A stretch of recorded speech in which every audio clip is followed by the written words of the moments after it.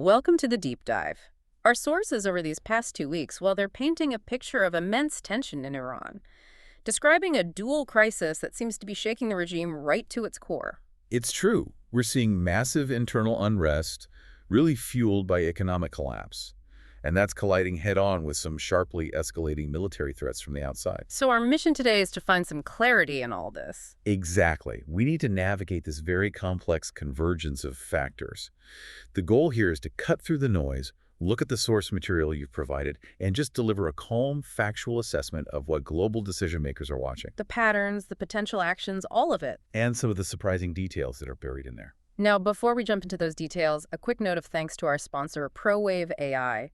This deep dive is generated by Stylo News, which is an AI-powered news application. And this is important to understand. Stylo News is the consumer version of Stylo Intel Ops software.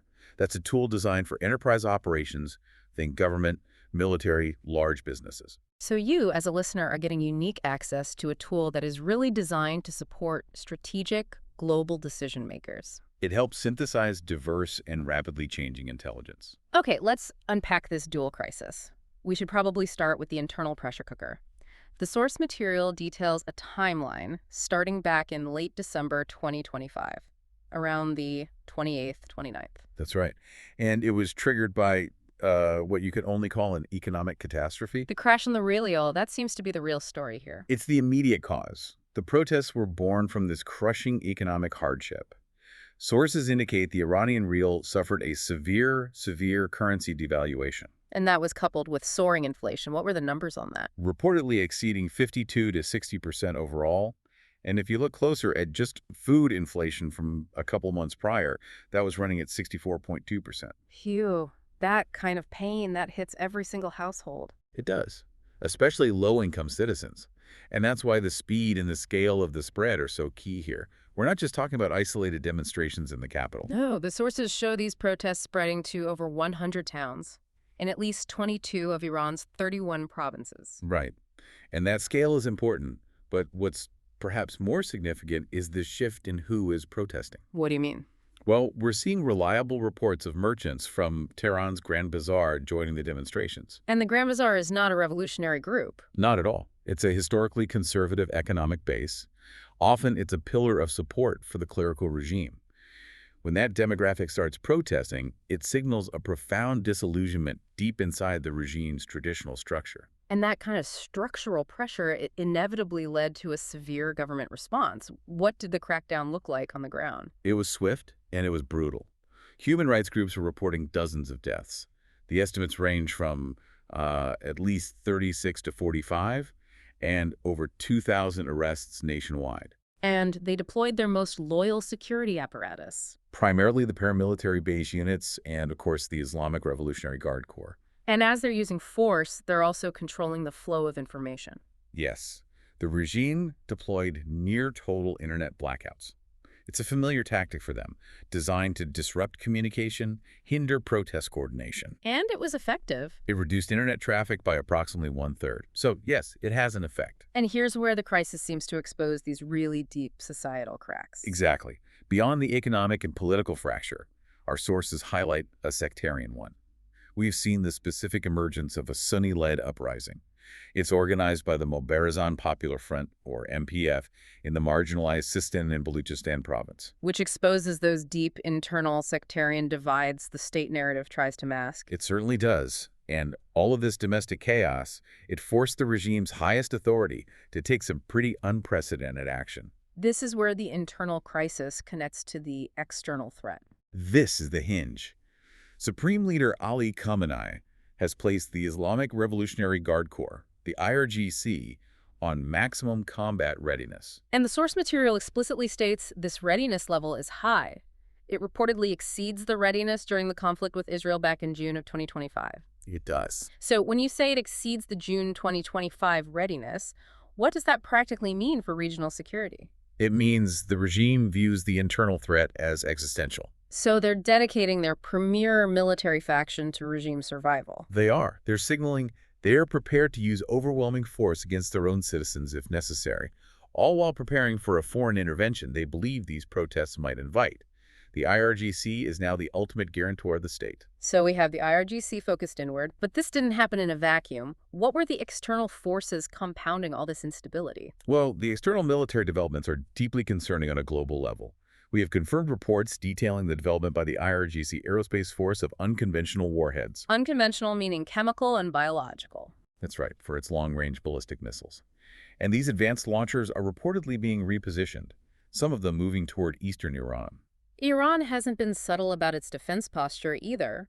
They've responded to external threats, U.S. warnings, by activating underground missile cities. And by officially declaring all U.S. military bases in the region as legitimate targets. And that declaration came in direct response to rhetoric from U.S. President Donald Trump. It did. He promised decisive intervention if Iran violently suppressed the demonstrations. That kind of high-stakes direct warning, paired with Iran's targeting, creates an extremely volatile situation. Miscalculation becomes a persistent, dangerous risk. And adding more fuel to this fire is the direct action taken by Israel. Yes, on December 25th, Israeli forces announced the targeted killing of Hussein Mahmoud Marshad al-Dawari, a senior IRGC Quds Force commander from the elite Unit 840. And he was operating in southern Lebanon. It shows Israel's continued campaign to degrade proxy capabilities. It does. Now, if we move to the diplomatic and maritime friction, we see a fascinating example of these escalating global strains. This one involves Canada. Right. After Canada blacklisted the IRGC as a terrorist entity, Iran retaliated. Swiftly. They designated the Royal Canadian Navy as a terrorist organization.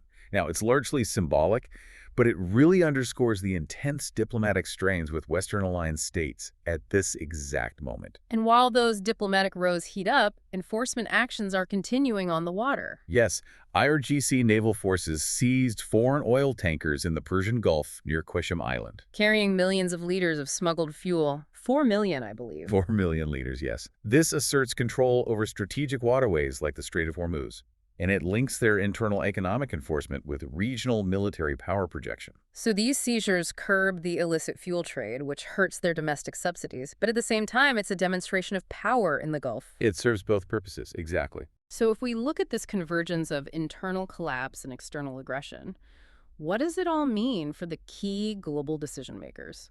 The sources identify 3 sharply divergent perspectives right now.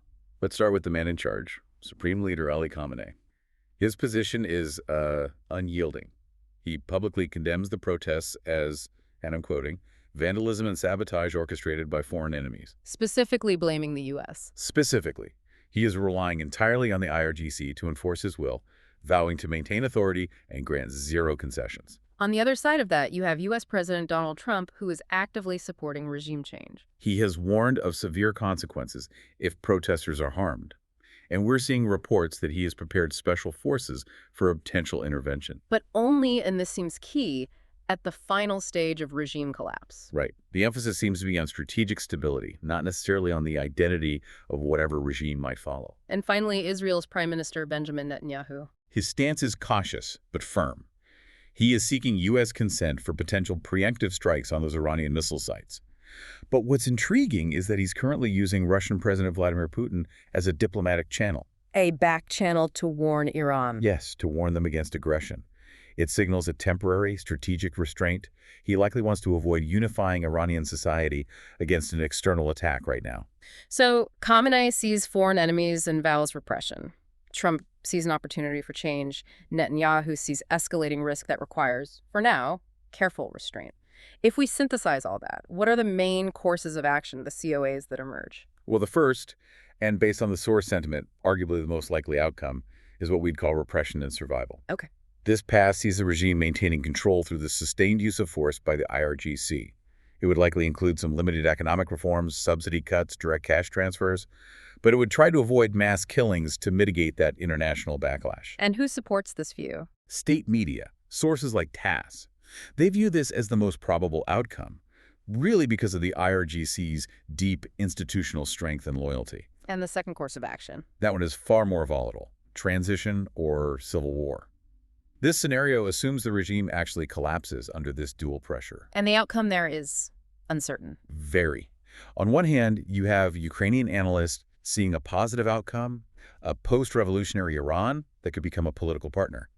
But NATO and other sources, they express serious concerns. The negative scenario. Exactly. A prolonged civil war that would divert Western resources and attention and significantly increase the risk of regional spillover. Now, before we get to our final watch areas, there's a fascinating and often overlooked detail about Iran's financial maneuvering.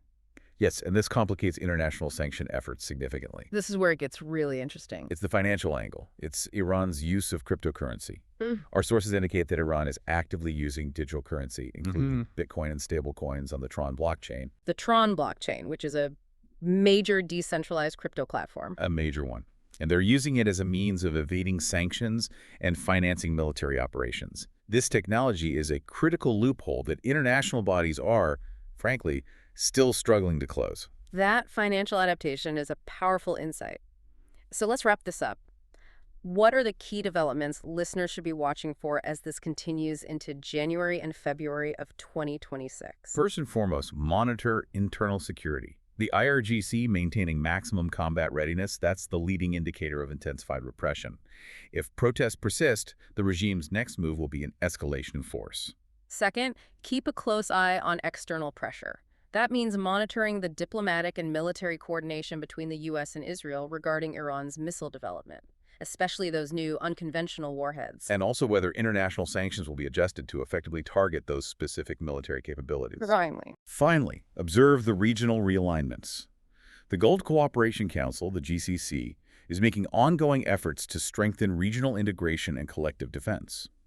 This strategic pivot among Gulf states could really influence the regional balance of power, especially if Iran remains internally fractured.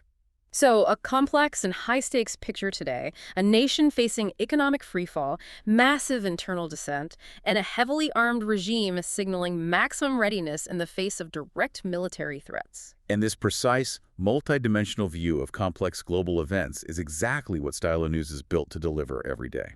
Stylo News is available as a mobile and computer application that you can download and customize.